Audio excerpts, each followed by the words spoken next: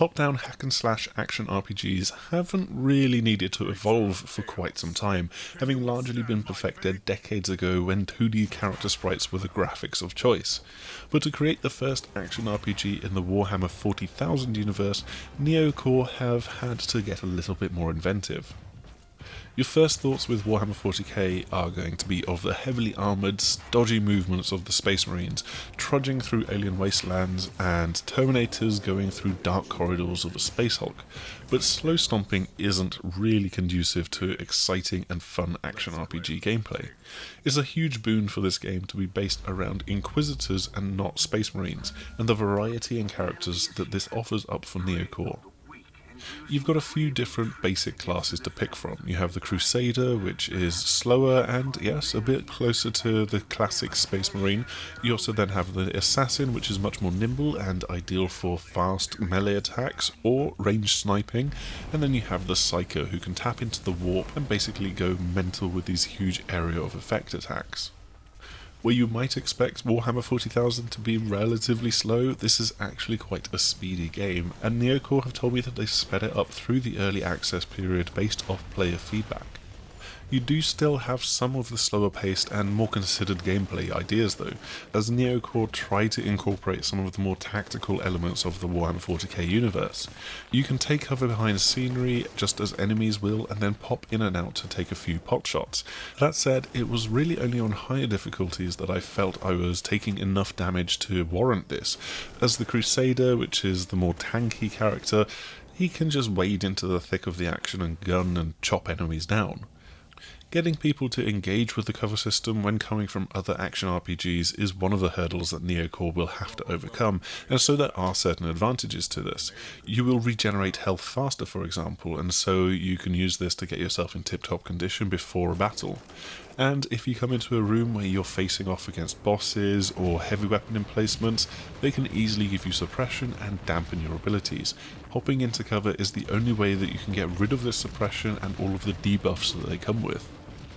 It's a slightly different style of play that people will have to get used to, and there's a little bit of a third-person cover shooter here. It's nice and easy to pick up and play on console, even though it's been in early access on PC. There's direct control over the character and the camera, and you can lock onto enemies for ease with the ranged combat. There's also different control schemes that can play into the hands of different styles of play, so you could want to have all four of your weapon abilities mapped to the face buttons, or switch that out for the shoulder buttons and triggers if you need to do some particular combos. You're really enabled in the ability to simply pick up a new weapon and have all four of its abilities unlocked for you right away. As long as your character is high enough a level for that weapon, you're good to go and you don't need to worry about unlocking different attacks. You can very quickly change things up with the ability to switch between two weapons when on a mission, and so you can have two very contrasting weapons like a sword and sniper on the Assassin, or complementary bolter and las pistols for the Crusader. That accessibility is kind of thrown out of the window as soon as you open up the character skill tree though. It's almost impenetrable the first time that you look at it, giving you over a dozen different categories from range to melee, or area of effect to support, debuffs and more. Within each category there's then a tree that you can funnel points into and unlock incremental little boosts for your character, increasing movement speed by a percentage here, adding to the chance of a critical attack there, and so on.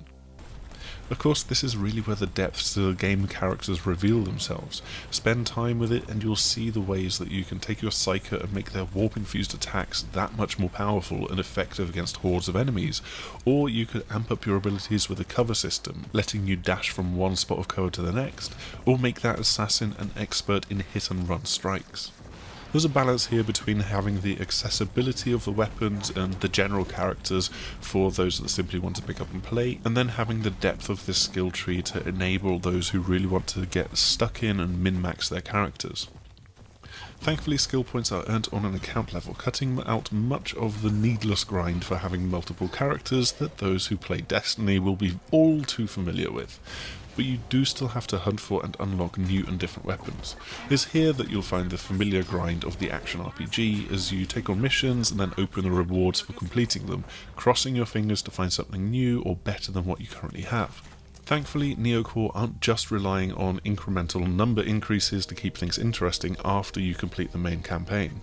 Once that main Nurgle threat has been defeated in the Caligari sector, running through handcrafted levels and following the story, you can then keep playing with priority assignments. These are randomized missions built using the different tile sets of the various planets and stations and spaceships, and all of the potential layouts that can give you. They're then customized with generated mission briefing, details and objectives, populated with appropriate enemies, and then covered with destructible cover and scenery. They even add variety through different weather conditions and the potential to have Nurgle's green corruption spreading across the different planets. Sometimes these can be strung together in the form of grand investigation, so you take on a sequence of these missions. And there's different mission types as well, trying to break things up just a little bit from the generic purge the heretics, kill everything style of play. Beyond even that, Neocore are building this with the modern concept of a live game in mind. There's the live leaderboards that you can compete on in order to become the protector of a system and earn better loot from missions, and then a little while after release, Neocore will launch their first season of free content. Each of these will introduce a new race from the Warhammer 40k universe for you to fight against, a new series of story beats, new missions and environments, and there will be an overarching decision for the community to make through their actions and choices in-game. These can potentially alter and decide the fate of the entire sector, though on a simplistic level you can expect to be deciding whether or not to exterminate a planet or not, to kill off the threat. Warhammer 40,000 Inquisitor Martyr, yes, is a very awkward title, but it really feels like an action RPG born out of modern gaming. The way that player rewards are doled out, the kind of instant gratification of getting a new toy to play with, but then having the depth of the passive skill trees. There's the free additional content and in-game events to keep people engaged as well, but most importantly, Neocore have avoided making it a slow and stodgy Space Marine fest. Instead, you've got this fast and fun action RPG with more than a few ideas on how to shake up the genre. Thanks as ever for checking out this video, we hope you've enjoyed it, and if you have, please do like, subscribe and share it with others.